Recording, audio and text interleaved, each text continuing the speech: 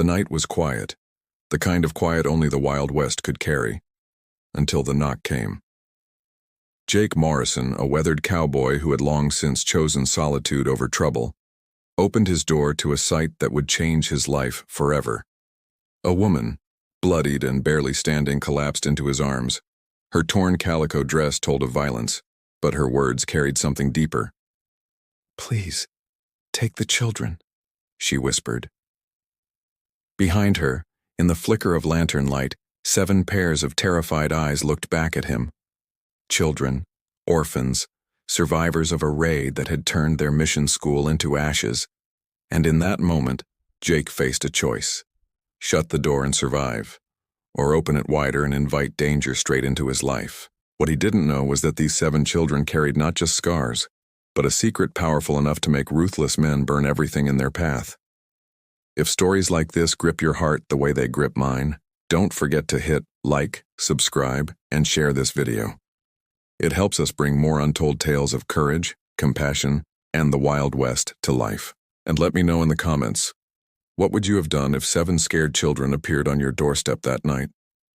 The night had been calm, with only the whisper of wind brushing across the plains.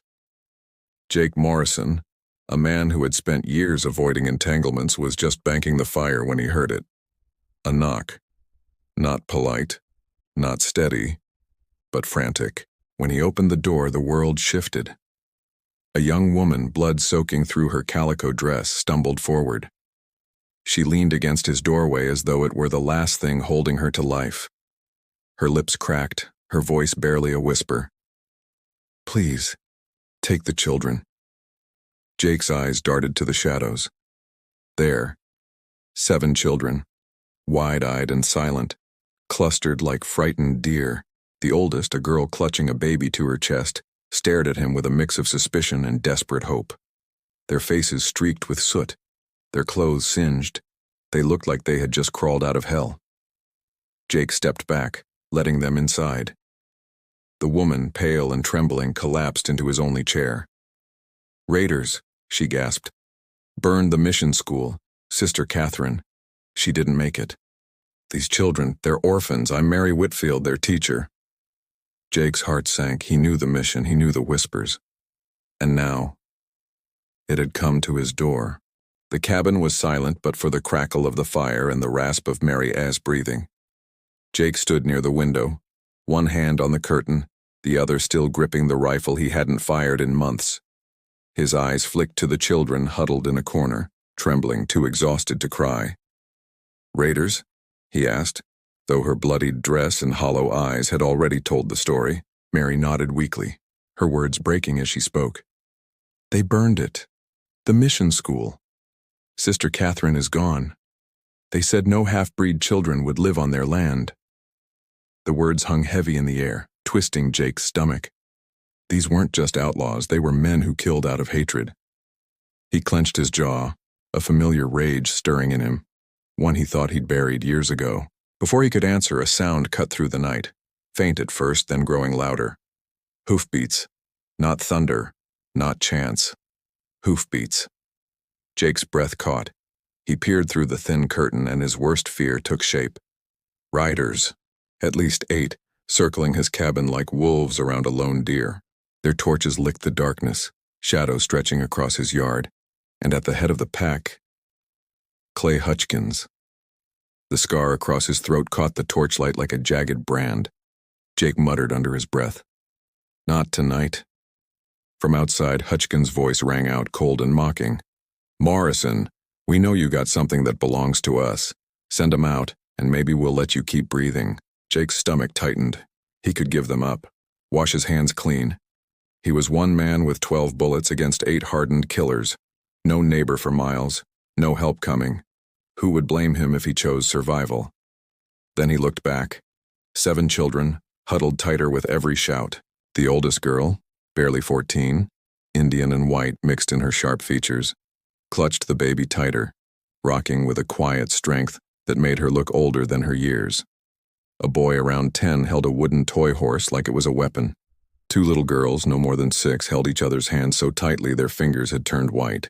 Jake saw the terror, but he also saw something else. Courage. They'd survived fire, loss, and hatred, and somehow they still stood. He thought of his own sister, long gone to fever, and felt something shift in his chest. Hutchkins shouted again, his words slicing through the night. 60 seconds, Morrison. Send 'em out or we come in shooting. Mary tried to rise from the chair, grabbing Jake's sleeve with her good hand. Don't, she whispered. Her eyes were wet, not from fear, but from pleading. Please. They'll kill them all. Jake checked his rifle. 6 shots. His revolver carried 6 more. 12 bullets. 8 men. The math didn't add up, but sometimes math didn't matter. 50 seconds, Hutchkins barked. The children pressed closer, instinctively forming a circle around the smallest. Jake had seen battle-hardened men show less bravery under fire. And there they were, 7 pairs of eyes staring at him, waiting for his choice.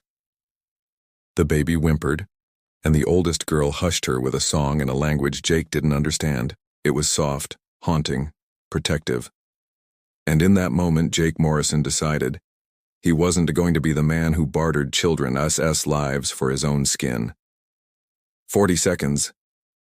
He swung the rifle into place, shoulders squared. You want them, Hutchkins? He muttered under his breath. You'll have to walk through me. The first shot shattered his front window, shards raining across the floor.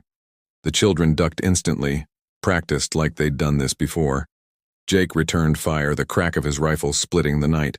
One raider tumbled from his saddle, another cursed and dove for cover.